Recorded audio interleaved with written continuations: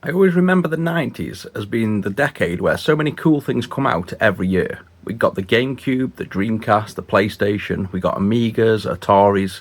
It just seemed like it was the decade where everything got released. Behind me I've got an Amiga 1200.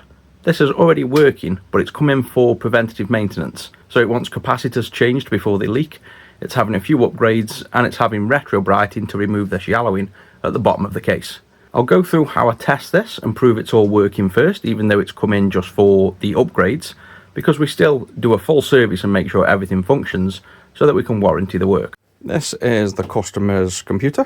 So we have the mouse they've sent in, we've got the actual Amiga, and they've also sent in, I think this is just a memory expansion port for the trapdoor, so we'll test that. The first thing we want to do is power this up. To get output on video, I'm using an RGB cable going into an OSSC, which allows me to then output HDMI to a modern monitor. Before CDs and DVDs were a thing, we loaded off floppy disk.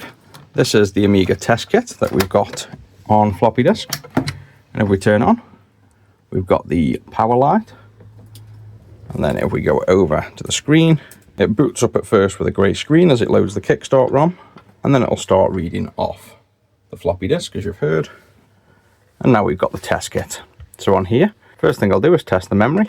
You can see we have 2 megabytes of chip memory, and then there's fast and slow memory as well.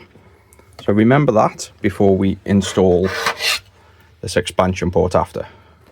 I'll click test all first, and we'll let it run through the rounds. So this will count up from round 1.1 and go up until we get to round 2 and 3. And I usually leave it to cycle for just a few rounds, and then it looks like the memory will be okay. And that's got up to 3 loops already, so that's good. Press escape. Next we can test keyboard. So this allows us to nice and easily test if we are typing on the keyboard what keys are pressed. So I just go ahead and press every single key on the keyboard to confirm everything works. And that's all the keys good.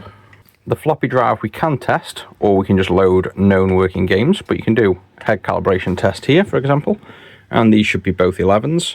If we need to service the drive, we can, but that looks like it's reading perfectly fine. Controller ports is the mouse and joystick, so we can see here moving around. But by default, the mouse doesn't have the middle button, but you can do a mod that allows the middle button on a mouse to work. The joystick I'm going to test in-game anyway, so we'll test that way. Audio can check all the channels work, so we can turn them all off and on one at a time. And that's all the audio working. Some video tests allow us to test for specifically like IRE levels and color balance, and that all looks good. And I'll just run through all these other tests and make sure everything's working. With all the tests passing, what we can do now is if we look underneath the computer, we can remove this, and here is the trapdoor as it's called, where we can install that expansion. We can do that with no tools. We just slide the expansion through this hole, turn back, and then push down. And with that in place, we can cover the trapdoor again. And booting up the test kit again, we can see now we have 8 megabytes of fast memory. So that's an 8 meg expansion port that we've just installed at the bottom. We'll go ahead and test the memory again now to make sure that 8 meg is also correct. And with the 8 meg in, it takes much longer, but you can see we're already on round 2. So that seems like it's okay. And to test the computer more, we've connected up a Mega Drive controller at the back next to the mouse. And we've got Brian the Lion loaded up. And this will test the AGA and the graphics on the computer more than just running basic tests.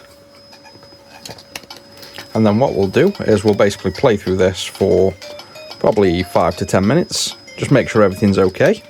And once we're happy with that, we'll then begin the actual work on the system. Strip it down, do all the work, and then when we build it back up, we repeat all this process all over again. I'll get cracking on this work now, get it recapped and brightened up, and if you guys want to see the finished result, the retro bright will take a few days. I can chuck it in one of the future videos to show you the result. At the minute you can see it's quite yellow, and we should be able to bring this right back up to almost bright white.